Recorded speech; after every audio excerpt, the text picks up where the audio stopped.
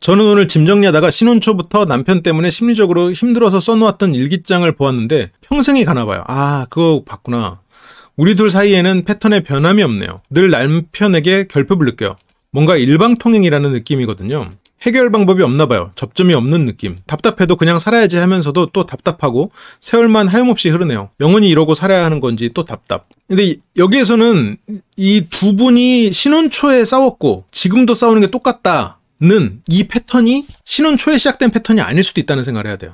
그러니까 이게 실은 어떤 문제일지는 그 패턴이 뭘지는 모르겠지만 그 패턴이 그것보다 훨씬 더 진지하게 존재했던 나의 어린 시절, 상대의 어린 시절의 결핍과 연결되어 있을 가능성이 있죠. 그게 지금 늘 남편에게 결핍을 느껴요라는 건데 실은 나는 한편으로는 물론 이 말은 베리님이 부정하실 것 같은데 나는 그 결핍을 애초에 사랑해서 결혼했을지도 몰라요.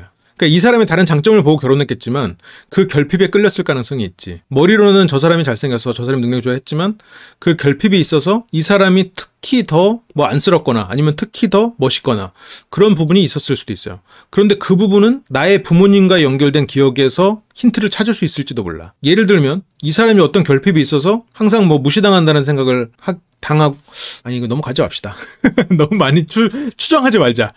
베리님이 계신데 아까 아니 남편이 뭔가 어떤 결핍이 있으니까 그런 말을 왜곡해서 듣는다는 생각을 하실 수도 있겠죠. 근데 베리님이 생각했을 때 남편에게는 어떤 결핍이 있는 것 같이 느껴지세요? 그러니까 저게 상대에게 결핍을 느껴서 내가 그 결핍을 악으로 규정하고 그 결핍을 없애기 위해서 나는 노력한다고 생각하지만 실은 그 결핍이 없어지면 내가 이 사람에게 봤던 어떤 그런 매력 포인트나 그런 부분들을 없애는 거일 수도 있어요. 마음이 수용이 안 된다? 남편의 결핍이 그런 걸까요? 내 마음을 수용받지 못하는 걸까? 뭔가 일방통행이라는 느낌. 내 마음을 상대가 수용하지 못한다는. 그게 이제 어쨌건 일방통행이라는 그런 느낌일 수도 있겠네요. 일방통행이다. 근데 상대가 내 마음을 몰라준다는 얘기일 수도 있겠다. 그렇죠? 내 마음을 몰라주는 상대. 그러면 패턴의 변화가 없다. 그 부분을 생각해야 돼요. 그러니까 내가 이 사람이 내 마음을 몰라준다라고 생각하지만 내 마음을 알아주길 바라죠. 내 마음을 알아주길 바란다. 이게 실은 내가 과거에 부모에게 바랬던 마음일 수도 있다라는 것도 이거의 시작이 남편이 아닐 수도 있다는 거죠. 내 마음을 알아주길 바란다라는 거의 시작이 실은 그 부모님에 대한 생각일 수 있지 않을까라는 부모님 대상의 시작이 남편이 시작이 아니었고 부모님이 시작이었고 그러면 내 마음을 몰라주는 것 같은 어떻게 보면 조금 그런 차갑다고 느껴지는 아니면 이해받지 못한다고 생각하는 그런 느낌의 부모가 아마 계신 건 아닐까? 근데 또 그렇기 때문에 남편의 그런 면을 가진 남편을 만나서 그러니까 비슷한 사람을 만나서 해결을 하면 과거의 기억까지도 해소가 되니까 보통은 이제 그래서 선택하는 경우가 있단 말이에요. 그래서 여기 내가 어떤 서운한 점을 말하면 묻어두고 가자고 하고 저는 시원하게 얘기하고 싶은데 그래 어떤 게 서운하세요? 예를 들면 그럴 수 있지 그럴 수 있는데 이게 참 그 많은 커플들의 문제이긴 해요. 이게 서운한 점을 말하는 게 아마 남편 입장에서는 저로 서운함을 말한다고 해서 더 이상 해결할 수 있는 포인트가 없다면 묻어두고 가자고 하는 거일 수 있고 그러니까 나는 시원하게 얘기하고 싶은데 라고 하는데 남편 입장에서는 그거 얘기 이미 한 거잖아 라고 생각하고 있을 수 있지 않을까? 라는 생각도 좀 듭니다. 남만 가족이 아니라 남만 생각한다. 남이라면 뭐 회사 사람들? 그러니까 나랑 좀 시간을 보내고 싶긴 한데 시댁도 남이지. 어쨌건 내 가족이라고 그 범위 안에서 보면 시댁 이거 조금 구체적인 예시를 좀 보면 좋을 것 같은데 아이들은 다 컸다.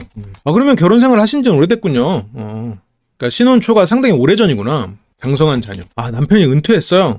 어쨌건 지금 이제 남편을 바꾸기는 쉽지 않다. 일단 충분히 아이를 다 키우셨고 남편의 그런 방식으로 사회적으로 잘 성공을 해서 마무리도 잘 지으신 분이니 어떤 실패를 경험한 건 아니잖아요. 그래서 여기에서는 일단 바꾸긴 좀 어렵다. 그러면 실은 여기에서 이제 내 마음을 알아주기 바라는 과거에 이제 부모에서부터 올라오는 이거는 얘기하지는 않는 게 좋을 것 같고 그래서 여기에서는 이렇게 남편께서는 바꿔주시는 않을 거예요. 답답하다. 베리님은 혹시 스트레스 어떻게 푸세요? 스트레스를 푸는 남편 이외에 그러니까 베리님이 행복한 시간, 내가 행복한 시간 어떤 걸로 행복을 찾으세요? 아이한테 집중했다. 지금은 그러면 어떤 스트레스가 해소되는 시간이 없는 거네요. 일단 남편이 안 바뀐다고 생각하고 원래 마음이 회복되거나 이런 애착도 그렇고 다양한 이런 손실, 상처가 난 어떤 부분을 회복시키는, 관계에 있어서 상처가 난 부분을 회복시키는 거는 크게 두 가지예요. 뭐 단순하게 말하면 나만 회복하는 경우, 관계 자체를 회복하는 경우. 그런데 이 둘 중에 뭐가 더 효율적이냐? 그건 없어요. 보통은 나를 회복시키고 그 다음에 가능하면 관계를 회복시키는 방향으로 나아가요. 예를 들어서 뭐 부모와 자식 간에 어떤 문제가 있을 때도 처음부터 부모와 자식을 한 자리에 놓고 회복을 한다? 그렇게는 안 돼요. 어떤 상처난 부분을 그냥 내가 먼저 회복하고 그 다음에 관계를 회복하다는데, 일단 남편님께서 변화하시고 어떤 관계가 회복되는 거는 그건 나중 문제예요. 일단 베리님이 지금 보면 내가 언제 행복하냐고 물었을 때 아이한테 집중했죠? 라는 말이 나오잖아요. 일단 나를 물어봤는데 나에 대한 얘기 못하고 아이, 그리고 행복하냐는 건 어쨌건 이 시제를 두지 않았는데 과거형으로 대답하신단 말이에요. 그러면 현재 나의 행복을 어떻게 찾아야 될지 모르겠다가 지금 베리님의 숙제일 수도 있을 것 같아요. 그래서 지금 이제 답답하다는 마음을, 남편을 생각하면 답답하지, 남편과 이렇게 생각하면. 그래서 어쨌건 이제 와서 부부 중심적인 시간을 갖는다고 해도 어색할 거란 말이에요. 그래서 물론 남편이 있을 때는 뭐 그건 일단 둘째 문제고, 베리님이 혼자 계신 시간도 있고 분명히 베리님이 마음이 편한, 아니면 뭔가 즐거운 그런 일이 존재할 거 아니에요. 그런 일이 존재할 수 있을 거 아니에요. 뭔가 찾는다면 실은 그걸 찾는 게 지금 숙제인 것 같아요. 지금 그게 굉장히 오랜 시간 동안 없었고, 과거에는 아이한테 집중했는데 아이는 이제 장성해가지고 완전히 이제 뭐 물리적으로 독립이 된 상황일 것 같고, 남편은 지금 나를 과거와 똑같이 이렇게 대하다 보니 그동안에는 아이에게 집중하면서 나의 행복이나 이런 거를 생각하지 않았는데 지금 아이까지 독립해버리니까 지금 그런 부분이 더 서운하고, 이제 그런 부분들. 그러니까 남편 때문에 심리적으로 힘든 게 남편이 변한 게가 아니라 그냥 남편은 그냥 신혼 초부터 지금까지 똑같은 모습이잖아요. 그런데 그렇다고 남편이 잘한다 이 뜻이 아니고, 근데 지금 변한 건 베리님의 환경일 거란 말이에요. 그러면 실은 내가 행복한 시간이 언젠지에 대한 문제를 좀 찾아야 되지 않을까요? 그러니까 왜냐면 지금 남편분을 바꾸는 건 너무 어렵단 말이에요. 노력을 한다고 하는데 와닿지가 않는다. 아이한테 집중한 것만큼 에너지를 쏟을 수 있는 일이 없잖아요. 지금 그 일이 없잖아. 그러니까 그만큼의 무언가 노력을 기울여 보지 않았잖아요. 그러니까 뭔가 그 아이에게 집중했던 것만큼, 그게 지금 보통은 모두에게 그래도 좀 해답이 되는 건 운동이 나쁘지 않아요. 운동을 하면 어쨌건 에너지가 더 올라가니까, 물론 내가 운동을 안 하는 사람이 이렇게 말하면 좀 그런데 운동을 하면 일단 에너지가 올라가니까 다른 걸 찾을 수 있는 조금 힘이 더 올라가긴 하거든요. 그래서 일단 내가 뭘 행복하지? 내가 뭘가 즐거울까? 그러니까 내가 지금 인생이 아무것도 즐겁지 않고 그냥 아이에게 집중했다라면 지금 아이가 커버렸으면 내 인생에 의미가 없잖아요. 물론 아이에게 집중하는 건 정말 좋은 삶이죠. 행복한 삶이고 최선을 다했다는 것도. 그런데 지금 허무감이 느껴질 수 있을 것 같아요. 그러니까 이제 남편 때문에 힘들었다는 신혼 초에도 힘들었던 거고 아이를 키우면서도 힘들었는데, 지금 그 마음이, 신혼 초에 힘들었던 마음이 다시 돌아온다는 건 아이의 독립이 상당히 큰 영향을 미치고 있을 것 같거든요. 그러면 아이에게 집중했던 그 에너지의 방향을 어디로 둘 거냐는 거죠. 그 에너지를 어디에 쏟을 거냐는 거를 조금 찾아야 될 것 같아요. 그거를 단지 그 남편에게 향하려고 하니까 답답함이 밀려오는 거지.